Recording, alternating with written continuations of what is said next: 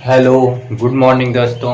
Welcome to my YouTube channel new target coaching classes. जैसा कि आप लोगों को पता है कि क्लास 12th के फिजिक्स की क्लास स्टार्ट हो चुकी है और इसके पहले हम लोग कुछ बेसिक जानकारी पहले चैप्टर से रिलेटेड इसके पहले वाली वीडियो में किए थे। आगे हम लोग देखेंगे इस वीडियो में कूलाम का नियम। क्या देखेंगे? कूलाम का नियम। ठीक है, कूलाम का नियम और इसके बारे में इसकी कुछ डेरिवेशन है उनको जानेंगे और उस पूरे डेरिवेशन को एक अच्छे कंटेंट के रूप में करेंगे। ठीक है, तो पहला है, हेडिंग आपको बोर्ड पे दिख रही होगी, कूलाम के नियम के बारे में हम लोग बात करेंगे। तो सन 1785 किसमें? सन 1785 ईस्वी में फ्रांसीसी वैज्ञानिक कूलाम ने, ठीक है, दो आवेशों के बीच लगने वाले बल के बारे में अध्ययन किया और एक नियम प्रतिपादित किया। उस नियम को ही कहा जाता है कूलाम का नियम। ठीक है, कूलाम साहब ने 1785 ईस्वी में एक नियम दिया और ये एक फ्रांसीसी वैज्ञानिक थे। ठीक है, तो कूलाम ने क्या कहा, ध्यान से देखना। कूलाम साहब ने क्या कहा? कूलाम का नियम है कि दो स्थिर बिंदु आवेश और उनके बीच की दूरी है स्मॉल आर। ध्यान से समझना, दो स्थिर बिंदु आवेशों के बीच लगने वाले आकर्षण अथवा प्रतिकर्षण बल उन आवेशों के गुणनफल के अनुक्रमानुपाती तथा उनके बीच की दूरी के वर्ग के व्युत्क्रमानुपाती होता है। इसका एक एक वर्ड को अच्छे से समझते चलना, क्या कह रहा है, और शुरुआत की लाइन से ही हमको पकड़कर चलना है, क्या बोल रही है वो लाइन। ठीक है, तो दो स्थिर बिंदु आवेश है। ठीक है, दो स्थिर बिंदु आवेश। पहला नंबर, आवेश कैसा होना चाहिए? स्थिर होना चाहिए। दूसरा नंबर, दोनों आवेश ना एक बिंदु के रूप में होना चाहिए, यानी बहुत सूक्ष्म आवेश होना चाहिए, तभी कूलाम का नियम लागू होगा। बड़े आवेश के लिए कूलाम का नियम लागू नहीं होगा। ठीक है, तो दो चीज ध्यान रखना है, आवेश कैसा होना चाहिए? स्थिर होना चाहिए, और कैसा होना चाहिए? बिंदु के रूप में होना चाहिए। तो हमने ले लिया दो बिंदु आवेश, पहला Q1 ले लिया, दूसरा Q2 ले लिया, और उनके बीच की दूरी को क्या ले लिया? स्मॉल r ले लिया। ठीक है, अब दो स्थिर बिंदु आवेशों के बीच लगने वाले आकर्षण अथवा प्रतिकर्षण बल दोनों आवेशों की मात्राओं के गुणनफल के अनुक्रमानुपाती तथा उनकी बीच की दूरी के वर्ग के व्युत्क्रमानुपाती होता है। ठीक है, क्या होता है? दोनों आवेशों की मात्राओं के गुणनफल के अनुक्रमानुपाती और उनके बीच की दूरी के वर्ग के व्युत्क्रमानुपाती होता है। क्या? बल, आकर्षण अथवा प्रतिकर्षण बल। तो मान लेते हैं कि वो बल क्या है? F है। ठीक है, F अनुक्रमानुपाती कह रहा है, इक्वल नहीं कह रहा है, इस बात का ध्यान देना।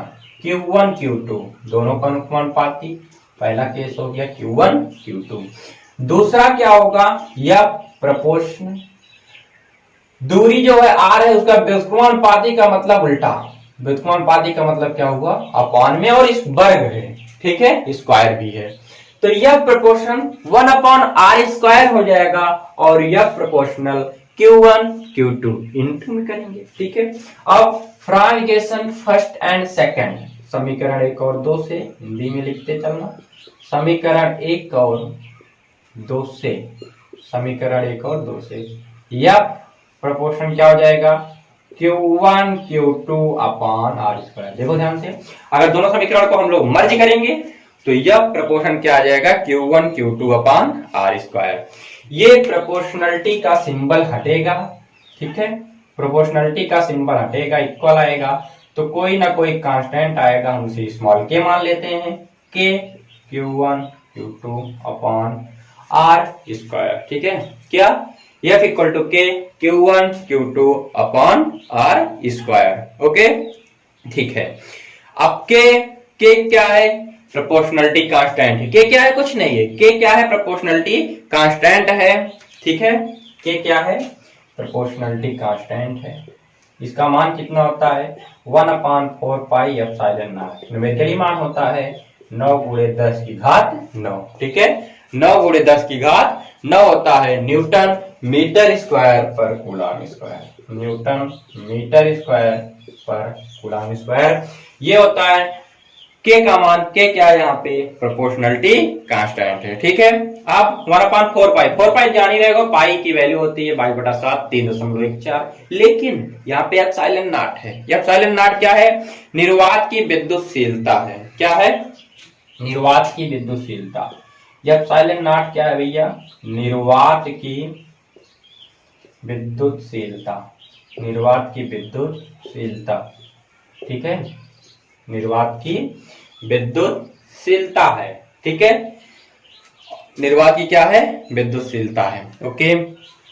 अब आगे देखेंगे कि विद्युतशीलता होती क्या है, ठीक है, विद्युतशीलता क्या होती है, एक बात अच्छे समझे। तो निर्वात की विद्युतशीलता, अभी आप क्या आएगा, माध्यम की विद्युतशीलता। तो विद्युतशीलता के बारे में पहले समझ लो।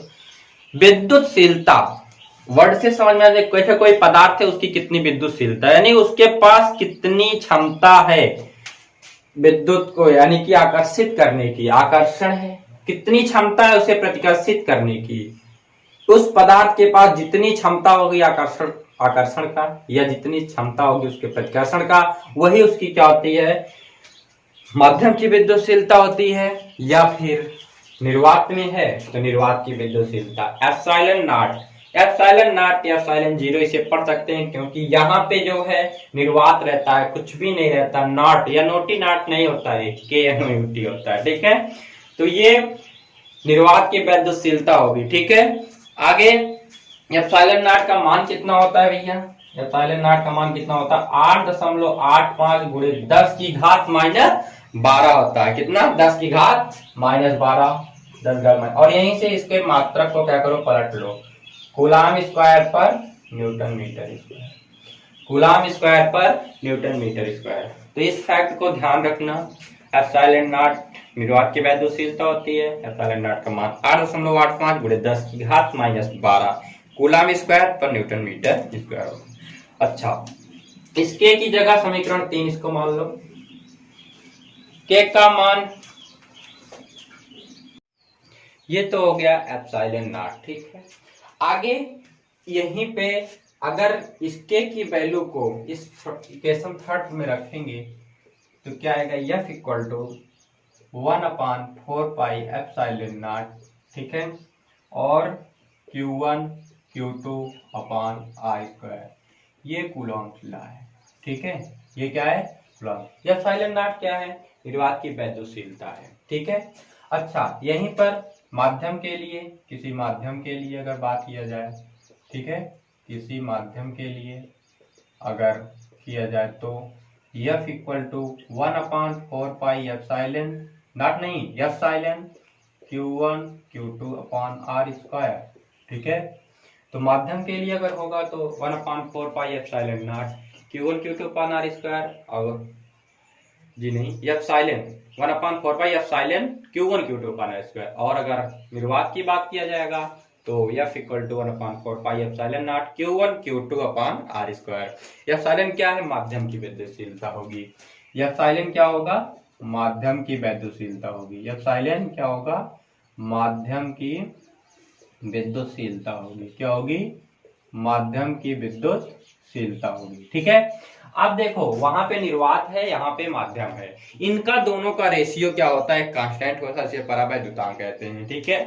Epsilon upon epsilon not equal to K होता है, जहां के क्या है, परावैद्युतांक है, के क्या है भैया, परावैद्युतांक है। ठीक है, एप्सिलॉन इक्वल टू के एप्सिलॉन नॉट, यानी किसी माध्यम की विद्युतशीलता उस निर्वात की विद्युतशीलता का कितना गुना है, इस इक्वेशन से देखेंगे। ठीक है, एप्सिलॉन नॉट इक्वल टू के, एप्सिलॉन इक्वल टू के एप्सिलॉन नॉट, यानी कि किसी माध्यम की वैद्युतशीलता निर्वात की वैद्युतशीलता की कितनी गुनी है, उस पे इस इक्वेशन से हम लोग देखेंगे। ठीक है, आगे आता है धातु के लिए के इक्वल टू इनफाइनाइट होता है, वायु निर्वात के लिए के इक्वल टू 1 होता है। ठीक है, धातु के लिए जो होता है, इसके लिए भैया धातु के लिए क्या होता है, के का मान परावैद्युतांक उसका क्या होता है, इनफाइनाइट होता है। ठीक है, धातु के लिए क्या होता है, के इक्वल टू क्या होता है, इनफाइनाइट होता है। ठीक है, वायु अथवा निर्वात के लिए के इक्वल टू 1 होता है, वायु अथवा निर्वात के लिए क्या होता है, 1 होता है। ठीक है, वायु अथवा निर्वात के लिए क्या होता है, वायु अथवा निर्वात के लिए के इक्वल टू 1 होता है। ठीक है, जल के लिए क्या होता है, जल के लिए क्या होता है, के इक्वल टू 81 होता है। इसी तरह बहुत सारे हैं, सबको याद करने को, जो जो फैक्ट इंपॉर्टेंट होते हैं उन्हें हम बस जो याद है उसे लिख दे रहे हैं। ठीक है, तो वायु निर्वात के लिए 1 हो जाएगा, जल के लिए के इक्वल टू 81 हो जाएगा। ठीक है, यही होता है, हो नहीं जाएगा। और जल के लिए ये हो गया, तो के की वैल्यू जो है कभी भी 1 के इक्वल या 1 से बड़ी होती है। के की जो वैल्यू होती है, के की वैल्यू 1 से बड़ी अथवा 1 के बराबर होती है। ठीक है, ऑलवेज। ठीक है, 1 से बड़ी या 1 के बराबर होती है, 1 से छोटी कभी नहीं हो सकती है के की वैल्यू। ठीक है, के की वैल्यू 1 से छोटी कभी नहीं होगी। ठीक है, तो याद रखना यहां तक एक एक फैक्ट, कूलाम का नियम, कहाँ क्या परावैद्युतांक, वैद्युतशीलता किसकी, निर्वात की क्या होती है, एप्सिलॉन माध्यम की वैद्युतशीलता होती है। एप्सिलॉन को कैसे डिनोट करते हैं, ये लिखा जाता है उल्टा की तरह, इस तरह को सिंबल होता है। ठीक है, तो इतने पूरे फैक्ट को याद रखो अच्छे से। ठीक है, और इसके बाद इससे रिलेटेड न्यूमेरिकल भी आपको कराए जाएंगे, जो भी बनेगा। ठीक है, बहुत सारे न्यूमेरिकल लेकर हम लोग आएंगे, और पूरा का पूरा न्यूमेरिकल आपकी टेक्स्ट बुक का भी सारा का सारा कराया जाएगा। ओके, ठीक है, थैंक यू फॉर वॉचिंग।